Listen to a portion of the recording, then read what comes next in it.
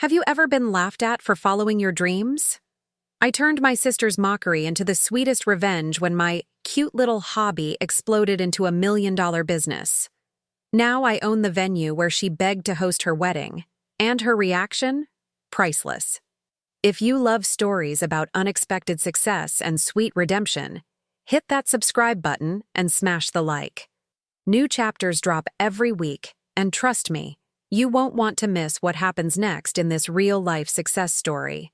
I still remember the look on my sister Vanessa's face when I told her I was quitting my corporate job to start an Etsy shop. A mixture of pity and amusement that made my blood boil. "Celeste, honey, are you having some kind of early midlife crisis?" she asked, stirring her overpriced latte in that upscale Boston cafe where she always insisted we meet. "You have an MBA from Northeastern. Dad paid good money for that degree." "I'm not having a crisis," I replied, trying to keep my voice steady. "I'm making a choice. There's a difference." The truth was, after 6 years working in financial analysis at a consulting firm, I felt like I was slowly dying inside. Every morning, I'd put on the same black pantsuit, take the same train into downtown Boston, and stare at the same spreadsheets until my eyes burned. The numbers blurred together, each one representing a fragment of my soul being chipped away.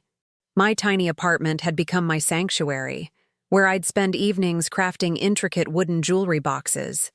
What started as a stress-relieving hobby had evolved into something more. I'd discovered a talent for combining different woods, cherry, maple, walnut, creating boxes with secret compartments and custom engravings.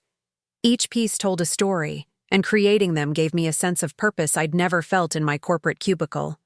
"So what exactly will you sell on this Etsy thing?" Vanessa asked, pronouncing Etsy like it was some obscure disease.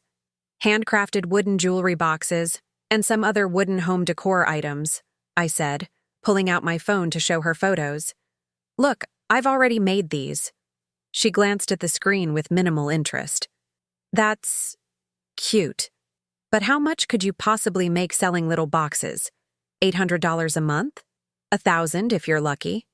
"I made $800 in my first month," I admitted. "But that's just the beginning. I have plans to expand." Vanessa laughed, that little musical laugh she used when she thought someone was being adorably naive. "Oh, Celeste, always the dreamer." She reached across the table to pat my hand. "Listen, when this little experiment is over, I'm sure Richard can find you something at his firm. You know he's always been impressed by your resume." Richard was her husband, a partner at one of Boston's most prestigious law firms. They lived in a sprawling colonial in Brookline, had 2 perfect children who attended private school, and vacationed in the Hamptons every summer. Vanessa had followed our parents' life plan to the letter, while I had always been the family disappointment. "I don't want to work for Richard," I said firmly. "I want to work for myself." "Sure, of course," she replied dismissively. "Oh, by the way, have I told you about the venue we've chosen for our vow renewal?" Vanessa and Richard were planning an elaborate ceremony for their 10th anniversary, bigger than most people's weddings. "It's this gorgeous estate in Vermont, Stonehurst Manor. It's absolutely perfect. Gardens, historic mansion, lake view, but so expensive. Richard nearly had a heart attack when he saw the price tag. $2 million. Can you believe it?" I nearly choked on my coffee. $2 million? To rent a venue? "No, silly. That's what it costs to buy the whole property. The owners are selling and the new owners might not keep it as a wedding venue. We're just hoping they don't sell before our date next year." As I walked home that evening, Vanessa's laughter echoed in my mind. $800. She'd made it sound so pitiful, so insignificant. And maybe it was, compared to what I used to earn. But that $800 represented something priceless. Freedom. The freedom to create, to build something with my own hands, to see the direct results of my labor. That night, I stayed up late, crafting a new jewelry box with an intricate inlay of maple and walnut. As I worked, an idea began to form. What if I could prove them all wrong? What if I could turn this little experiment into something spectacular? I created an Instagram account and began posting photos of my work. I researched SEO strategies to improve my Etsy visibility. I reached out to local craft fairs and boutiques. I developed a business plan more detailed than anything I'd ever created in my corporate job. The next few months were a blur of sawdust, wood stain, and late nights. I expanded my product line to include custom picture frames, desk organizers, and small furniture pieces. I transformed my spare bedroom into a workshop, investing in better tools and higher quality materials. My savings dwindled rapidly, and there were moments of panic when I wondered if Vanessa had been right. But then the orders started coming in, slowly at first, then in steady streams. A lifestyle blogger featured my secret compartment jewelry boxes, and suddenly I couldn't keep up with demand. By month 3, I'd made $3,000. By month 6, $10,000. I hired a part-time assistant, a college student named Emma who was studying design. Together, we streamlined the production process and expanded to a small rented workspace in a converted warehouse. When Christmas season hit, things exploded. Custom gift orders poured in. I barely slept for 2 months straight, but watching my bank account grow made the exhaustion worthwhile. I ended the year with a 6-figure revenue. Vanessa didn't know any of this. I'd stopped mentioning my business after that day in the cafe, and she'd stopped asking. Our conversations had dwindled to occasional text messages and obligatory family gatherings. Then came the email that would change everything. "You've got to be kidding me," I whispered to my empty apartment as I stared at my laptop screen. The email had arrived on a Tuesday morning, a surprisingly cold day for April in Boston. My coffee had gone cold beside me as I read and reread the message. From Vermont Heritage Properties, subject, Stonehurst Manor, property listing. The email explained that Stonehurst Manor, a historic estate in Vermont that had been operating as a wedding venue for the past decade, was officially on the market. The owners were retiring and moving to Florida. Asking price, $195 million. Stonehurst Manor, the very same venue Vanessa had gushed about for her vow renewal. I clicked through the attached photos, my heart racing. The main house was a stunning Victorian mansion with wraparound porches and intricate gingerbread trim. Sprawling gardens led down to a pristine lake. A renovated carriage house served as a reception hall. It was breathtaking. I had no idea why I'd received this email. Perhaps I'd signed up for some real estate listing during my late-night internet rabbit holes. Or maybe it was just the universe's way of playing a cosmic joke. $2 million, I muttered, shaking my head. It was an impossible sum, a fantasy number. Except, it wasn't. Not entirely. My Etsy shop had exploded beyond my wildest expectations. What had started in my spare bedroom had grown into a legitimate business with a team of 6 employees, a production facility, and distribution partnerships with high-end boutiques across the country. My wooden creations, now expanded to include custom furniture, home decor, and corporate gift packages, had found their market niche. The previous year, I'd grossed just over $1.2 million in sales. After expenses, taxes, and reinvestment, I'd paid myself a healthy salary and still had substantial profits to save or reinvest. But $2 million for a property? That was another level entirely. I closed my laptop and tried to focus on the production schedule for the day. We had a major order from a corporate client, custom desk organizers for their executive team. But my mind kept drifting back to Stonehurst Manor. That night, I called my financial advisor, Lisa. "It's not as crazy as it sounds," she said after I explained the situation. "Your business valuation is strong, your credit is excellent, and you've got significant assets. With your current liquidity and a sensible business loan, it's within reach. But the question is, do you want to be in the wedding venue business?" Did I? The thought had never crossed my mind before today. "I don't know," I admitted. "But the property is stunning. And it's already established as a venue. The current owners say it's profitable. Then you need to look at this as any other business acquisition. Request their financials, visit the property, understand what you're getting into. If the numbers make sense, then we can talk seriously about financing options." I spent the next week in a state of nervous excitement.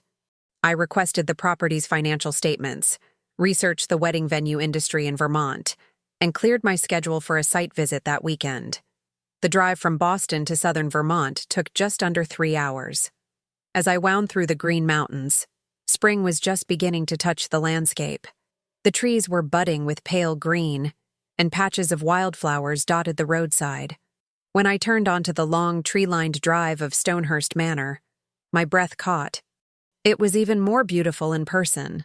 The white Victorian mansion stood proudly against the backdrop of mountains, its turrets and gables reaching toward the sky. Martha and George Harrington, the current owners, greeted me warmly on the front porch. They were a couple in their early 70s who had purchased the property 15 years ago and transformed it from a rundown historic home to a premier wedding destination. "We never expected to sell so soon," Martha explained as she led me through the main house. "But George's arthritis has gotten worse, and our daughter in Tampa just had twins. It seems like the right time to pass this special place to someone new." The tour was comprehensive. The main house had been meticulously restored, with period-appropriate details and modern amenities thoughtfully integrated. 6 guest suites occupied the second floor, each with a private bathroom. The ground floor featured a grand foyer, library, parlor, and dining room, all available for wedding party use. The carriage house had been converted into a reception hall that could accommodate up to 200 guests, with a professional kitchen, bar area, and dance floor.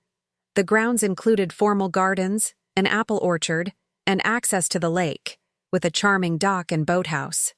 "We're booked solid for the next 18 months, George mentioned as we walked along the lakeshore. "Including some high-profile clients. The business has been very good to us." When they showed me the financials later that afternoon, I understood why.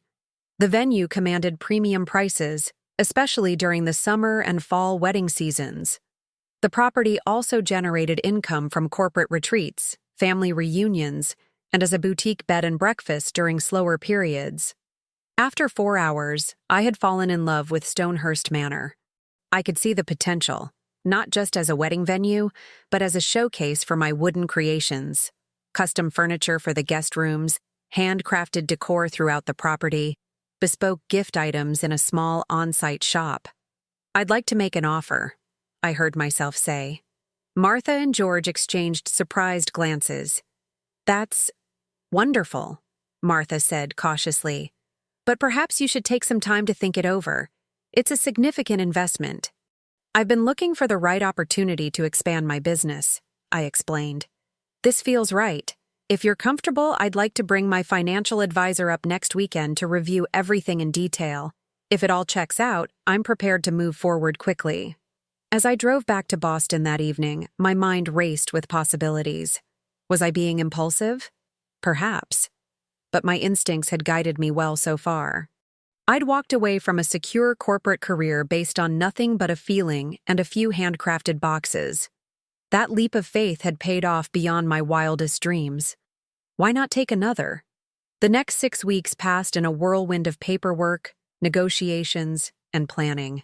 Lisa, my financial advisor, reviewed the property financials and helped me structure an offer that made sense. With my business's strong performance and the property's proven revenue stream, securing financing was surprisingly straightforward. "It's a solid investment," Lisa assured me. "The wedding industry in New England is booming, and Stonehurst has an excellent reputation. Plus, the real estate itself is valuable." We settled on an all-cash offer of $1.85 million, slightly below asking, but with an expedited closing and the promise to honor all existing bookings. The Harringtons accepted within 24 hours. I hadn't told anyone in my family about the purchase.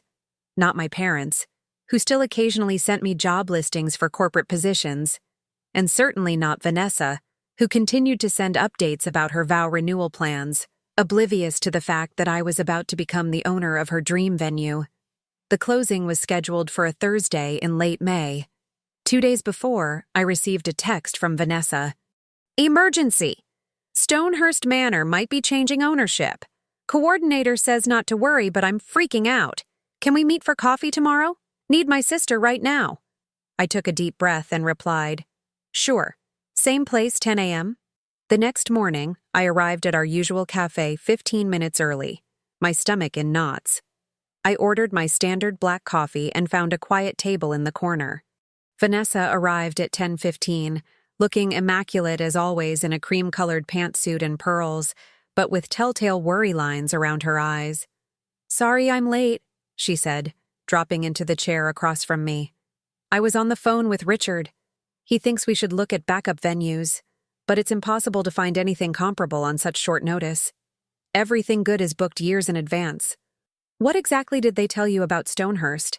I asked carefully. "Just that it's being sold, but the new owner plans to continue operating it as a wedding venue and will honor all existing contracts." She sighed dramatically. "But you know how these things go.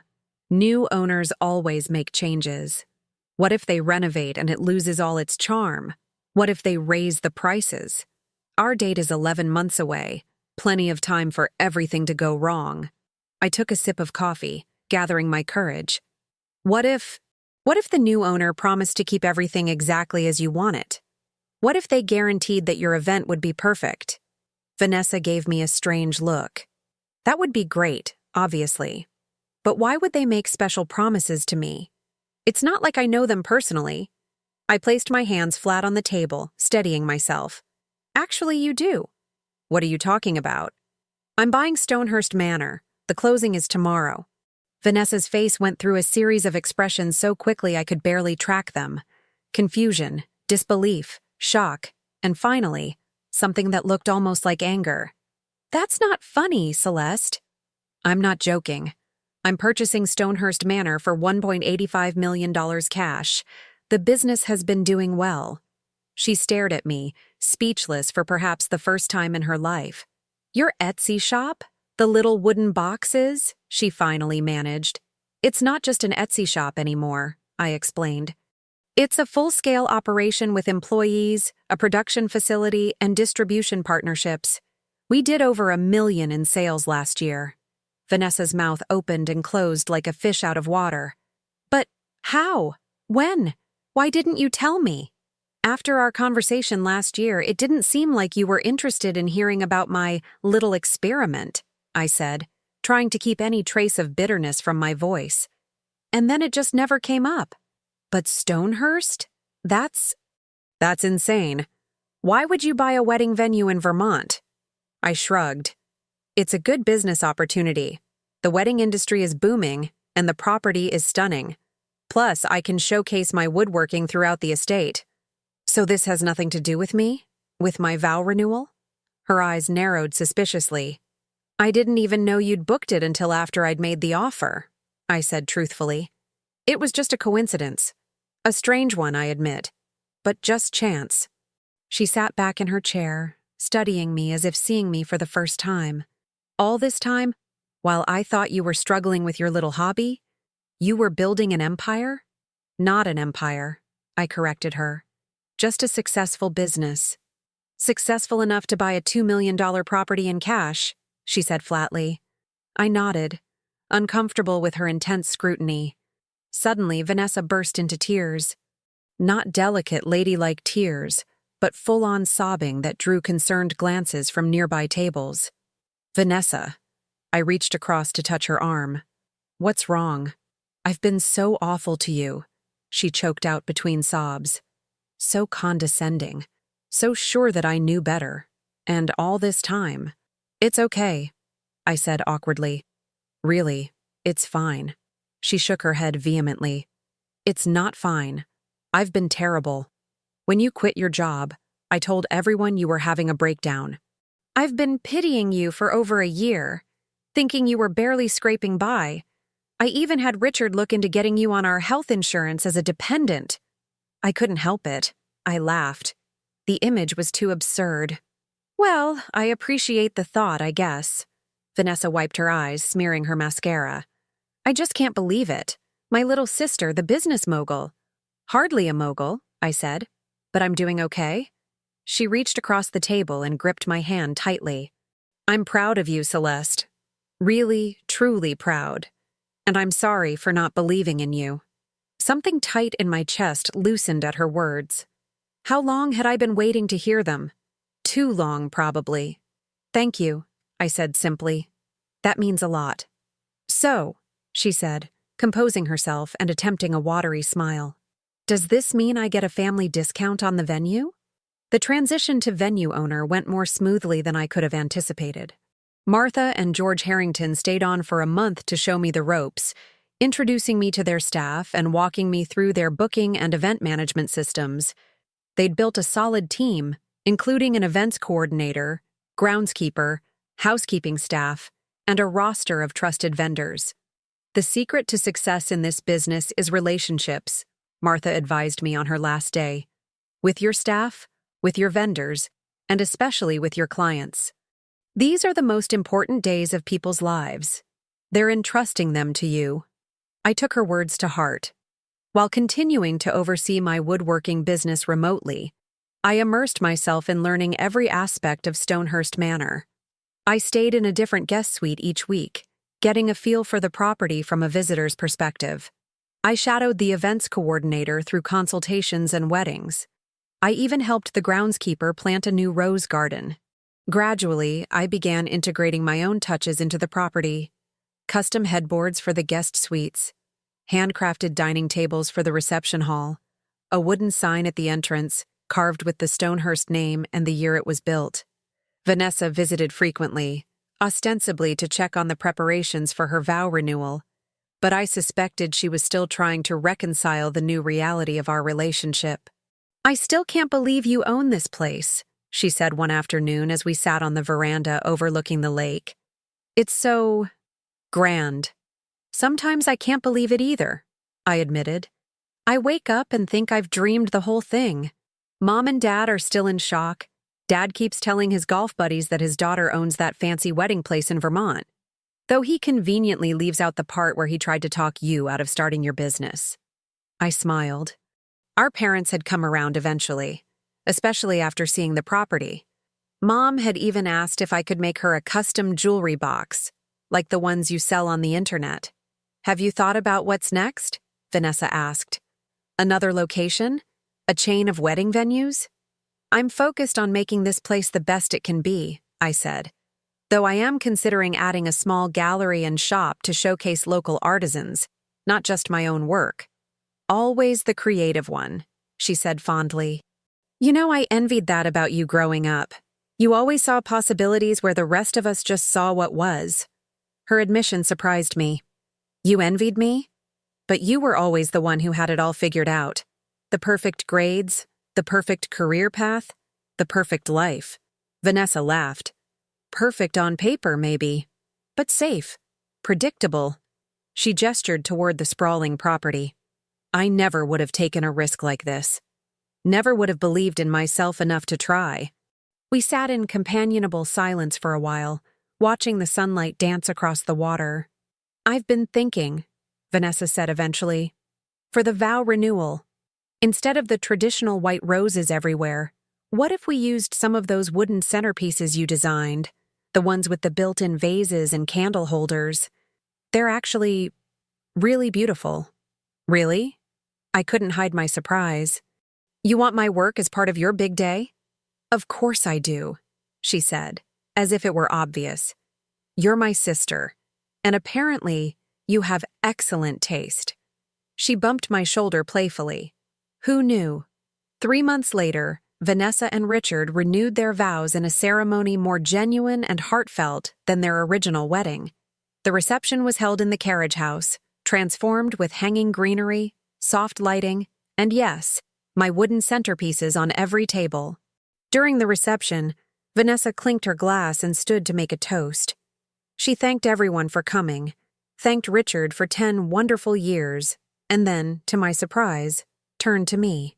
And I want to thank my sister Celeste, not just for this beautiful venue, although we're all in awe of what she's created here, but for teaching me that sometimes the biggest risk is the one most worth taking.